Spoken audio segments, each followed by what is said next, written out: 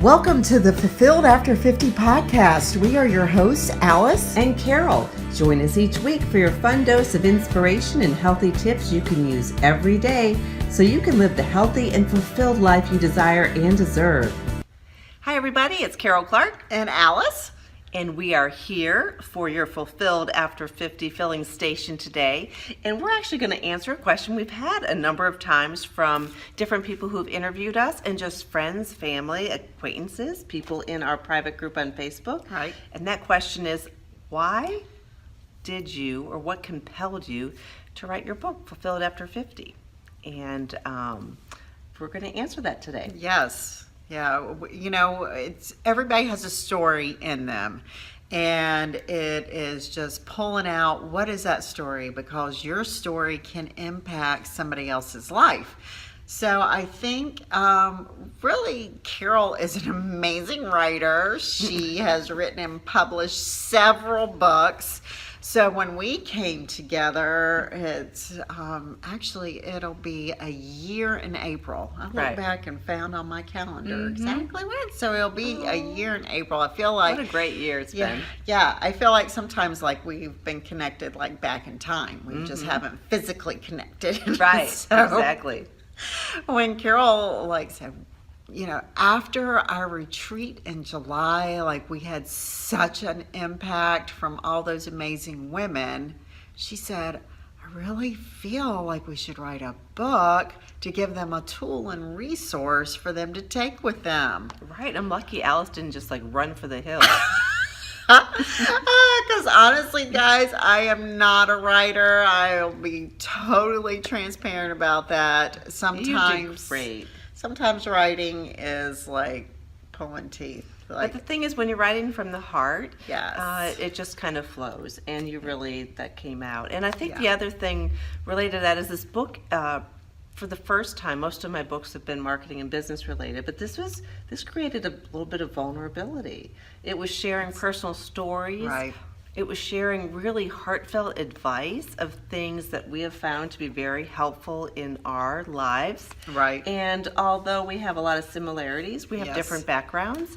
And so it was really awesome to see two different perspectives in every single chapter. Yes. And it was a process for sure, but it's something that after the retreat, we really felt as if we really needed a resource for women who went through our retreats or women who we impact in our Facebook group or in our membership site that they can go back to and refer to frequently. Yes. So we even developed an action guide that's on our website, fulfilledafter50.com, that kind of accompanies the book. Right. So, yes. What's the book about? Well, so we have 12 chapters in there, and we'll just, go over a couple of them. But really, it's both of our stories that is in the beginning, and it's how we really started on this journey and what our stories mean to each and every one of you. So my story just really goes through some trials on a second marriage. So when you go through a divorce, you have those trials. And then I had some health issues. Then my husband had some health issues. So it's hitting on that story that then leads into your story. Mm-hmm. Right. And my story is more, we all are sort of we become part of our past, what the experiences that we have. Right. I have a past, a varied past with my parents divorcing later in life, also some emotional abuse in some earlier relationships. Just sort of, raising your kids and always, I've always worked full time and, really working hard and trying to be everything to everybody and how to balance that. And so how sometimes in life it could sort of be a blur. Right, that's true. And so then how do we move past, how do we just make sure that we're making everything count? Right. So we start out in the book talking a little bit about what is your identity in this time of life. This time of life, your identity can be sort of, you can go into an identity crisis in many ways. Exactly. So really figuring sort of that out, and then really honing in on what are your dreams, because there's so much potential for all of us. I mean, we're, as women, particularly with a long lifespan expected. Right. Exactly. About half of our lives yet to live. So let's make make it the most. So what are some of those dreams that you've suppressed over the years? Right. And how to really get in tune with those again. And then Yeah. really look too at your relationships. Right. Relationships change over time. Where are you in your relationships right now? Mm-hmm. Are they fulfilling? How can you explore Make that? them. How can you make them more fulfilling? Yeah.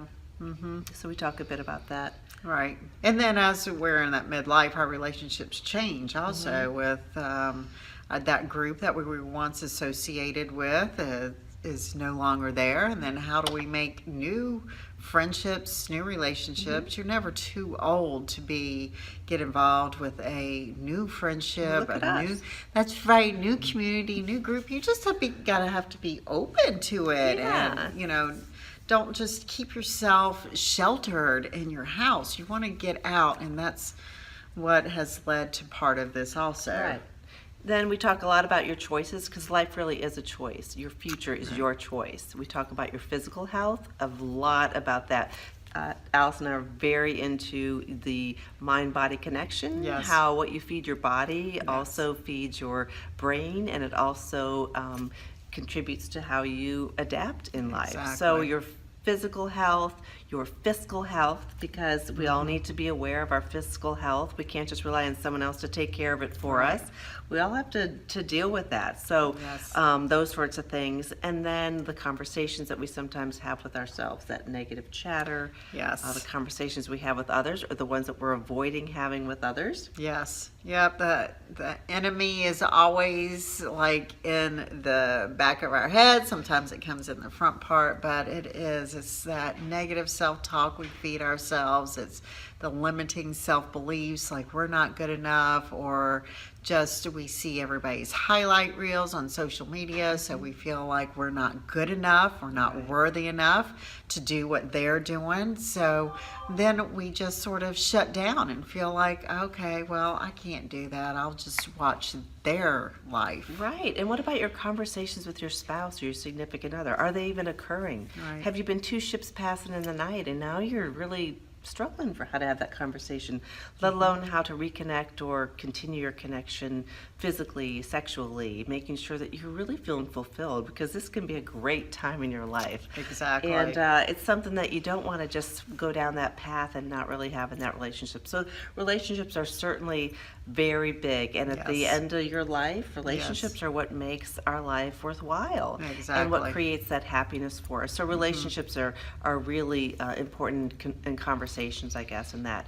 And then one of the things you're particularly really great at is your habits. Yes, your habits and your morning routine. I am like a stickler on it. So we just really go over how to have control of the day instead of the day having control over you. Right. So we want you to know what is the best way to start off your morning, how to just get those positive thoughts just generating inside your head before those negative thoughts come in and take over. So we really focus on that. And we, in our retreats particularly, we spend a lot of time on that. But you set yourself up for whether you're going to have a great day or whether you're going to have one of those continuous days like Groundhog Day, the same thing over, where you're really not feeling as happy or fulfilled as you'd like. Yes. So then we talk a bit about creating a fulfilled life and then where to go from there. Exactly. Yeah, So we tell you about our retreats, the Facebook group that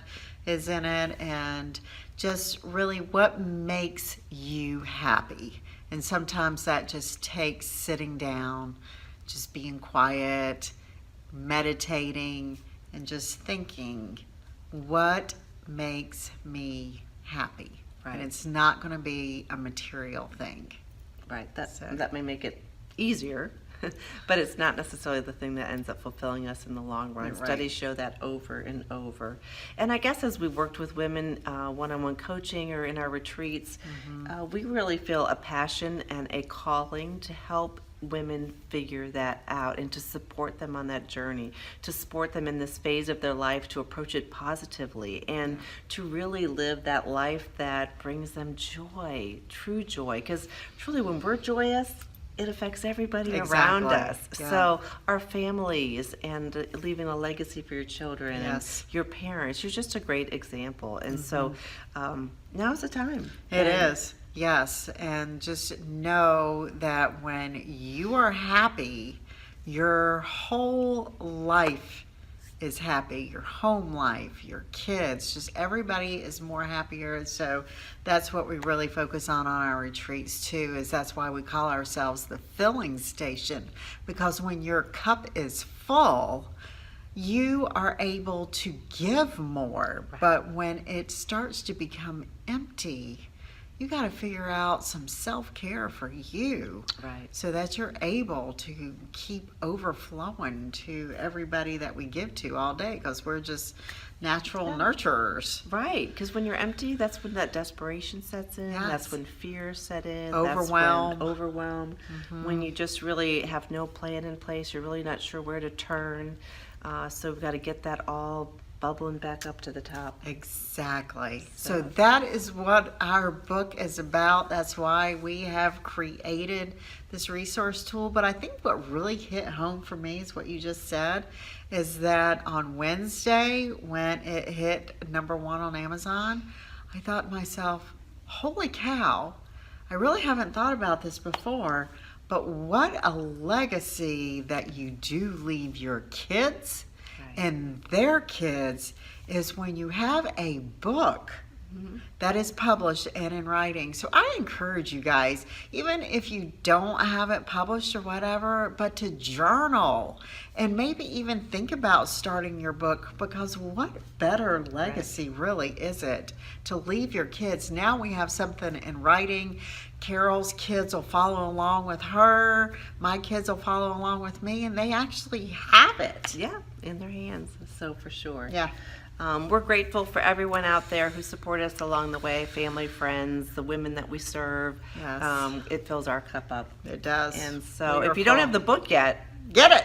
gosh, get to Amazon.com and look up Fulfilled After 50. 50. Yeah, get your copy. Read it. We'd love to hear your feedback. Yes. If you're so inclined, feel free to leave a 5-star review. Yes. And we'd love to hear from you. So in the meantime, thanks so much. Fill your cup up, fill the cup up of other people, and That's right. Say some kind words as you're out and about. It'll lift their day and make their day a little bit better than it started out. That's right. Yes. All right, everybody, take care. Have a great day.